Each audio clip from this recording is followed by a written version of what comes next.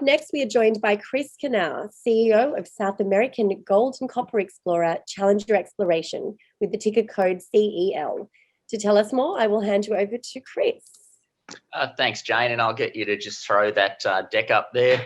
And while Jane's getting that up, the first slide that's coming up shows our Wallilan project. And what you can't see just out of shot there on the left is basically a double-lane sealed highway. And also there is a trans sort of country power line that's just been put in about 2 k's away as well. So really good infrastructure. Thanks. So look, just a quick refresher of the company. 2 key assets. We have the Wallilan project in Argentina, started life as a historical resource. It's not 600,000 ounces, it's about 500,000 ounces at 10 historically. Open in all directions, no work for 15 years before we got there, so really underexplored. And the game changer for us has basically been the discovery of this big intrusion hosted system that sits underneath the high grade. Probably the nearest analogue, although they're very different ages, is De Grey. It's quite a similar system and a similar footprint. And at the moment, we've got 5 rigs going, and we'll increase that to 8. And then if they don't trip over each other, we'll get to 10 rigs. And, you know, both styles of mineralisation open in all directions. I won't talk too much about Ecuador. We're 5 k's away from a 17 million ounce ore body that's going through a feasibility study and permitting.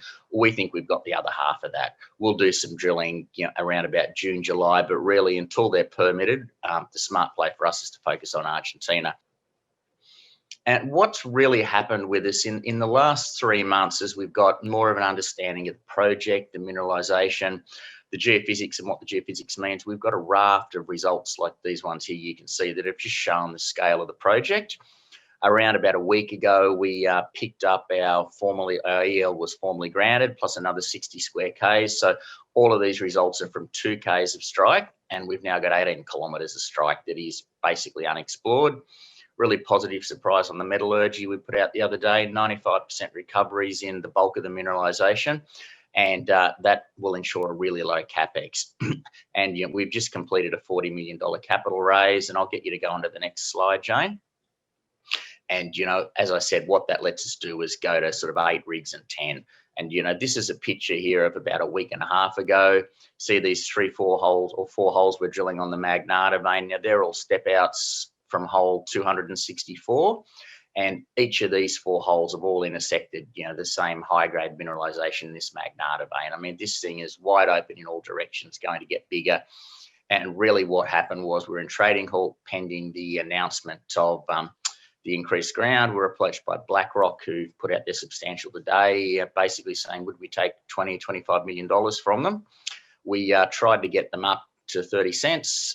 They stuck at 28. We built a book around that. So look, from my point of view now, we can go hard for the next 18 months. We'll have at least 8 rigs, probably 10 going.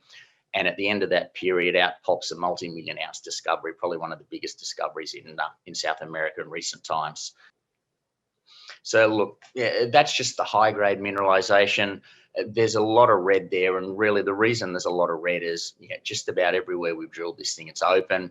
We put a hole down about 2 weeks ago, 300 meters below the Magnata vein. It got 4 meters at about 16.5 grams gold.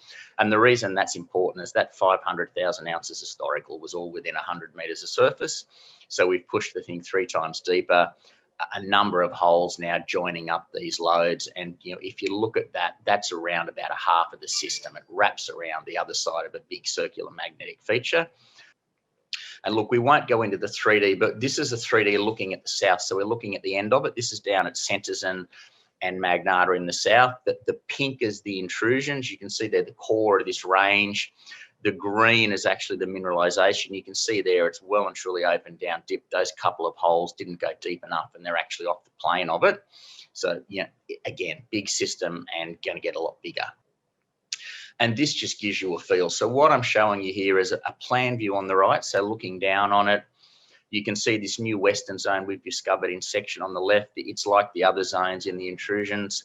It's 70 meters wide, goes about 1 gram. This one's also got a component heading sort of down dip off to the left of page there, where we've got 60 meters at almost 1 gram up on top.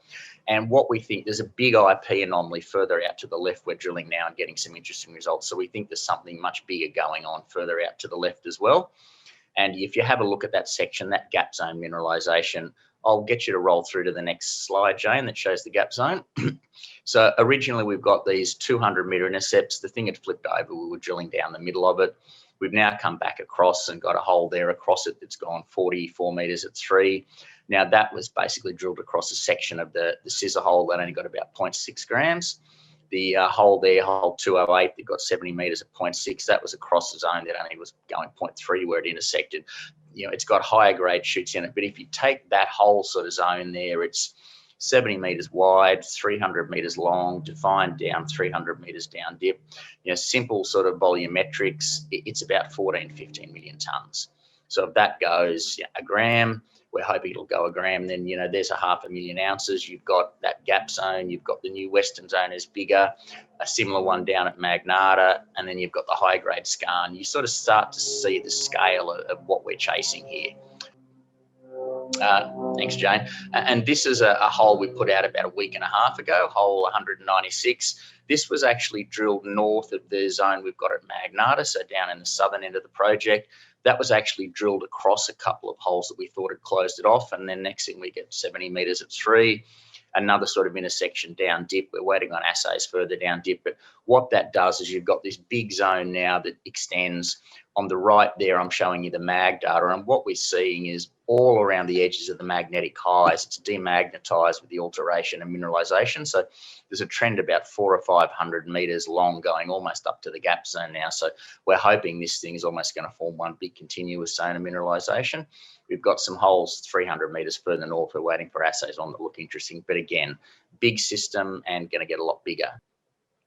And this is just the expanded footprint. You know, probably the focus there is who our neighbours are. We've got Glencore and Newmont, which shows the quality of the area we're in. And look, this is the mag data. This is the big picture. We've got our concentrate specs on the left there. That's up on the website. But suffice to say that we're going to get really high payabilities for the concentrate. And then if you look at the mag data on the right, you can see that big circular feature.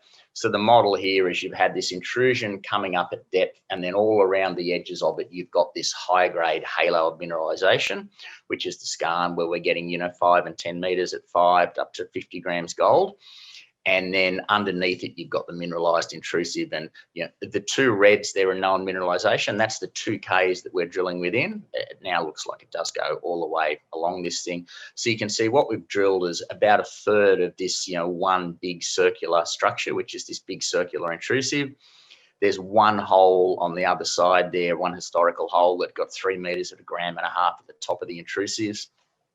The model was that it was a skarn. You drill through the limestone, stop drilling, don't bother to assay the end of the system. We now know that's not the case, but we know from that one historical hole it's mineralized on the other side. So we go from having a couple of million ounces, if it all goes badly, in 2Ks to having 5Ks strike around there. And then we'll go to the next slide and look back and take a big picture view. So what you can see on the left there is that same mag data that's blown out. You can see number one is that intrusion that hosts the 2Ks of mineralization. There's another sort of 4 or 5 of these things that are basically unexplored. We've gone and done some surface mapping up on number 3 now, and we think we see, we're waiting for assays, but it looks like we see weathered sulfide. So that looks like it might be mineralized. It's not all going to be mineralized. But if you've got another sort of 18 Ks, the only 2 Ks that's been explored has got gold mineralization all through it, we're going to have to be pretty unlucky if a lot of that is not mineralized. And you can see there that the bulk of that now sits in our granted concessions, and those concessions in white we will end up getting. Basically under the new Argentinian law now, if you're drilling and your concession adjoins it, you get priority, and we're certainly the only one drilling in the area.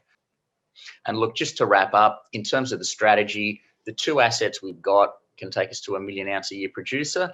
The plan is very much focused on Argentina. It's high grade. It'll be low capex because of the good metallurgy. It's a low strip ratio. And if we're doing a couple of 100,000 ounces or more a year of low cost gold in Argentina, then an $800 or $900 million capex to add another 500,000 ounces if we end up with the 10 or 20 million ounces of low grade in Ecuador is not so scary. And all of a sudden, we're a 700,000-800,000 ounce a year producer and a much larger company. So thank you very much, Jane, and I'm happy to take a few questions. Thank you for that, Kris. We're running slightly out of time, but I do have one question for you. So with the $42 million recently raised, this will provide significant capital to expedite exploration at Julian. So what stage of the project do you expect this capital to take the company to? So look, I think that capital we've got in the ground now will do another 150,000 metres of drilling at worst, and we're tracking it internally, and we think every 40,000 metres should get us 1 million ounces. We've already done 50,000 metres of drilling, so I suppose do your numbers wrapped around that. We think it gets us to the point where our biggest worry is actually not being knocked off too early by some of our neighbours. Not a bad problem to have. Yeah. Well, thanks again for joining us. And again, the presentations will be available on brokerbriefing.com. Thanks, Jane.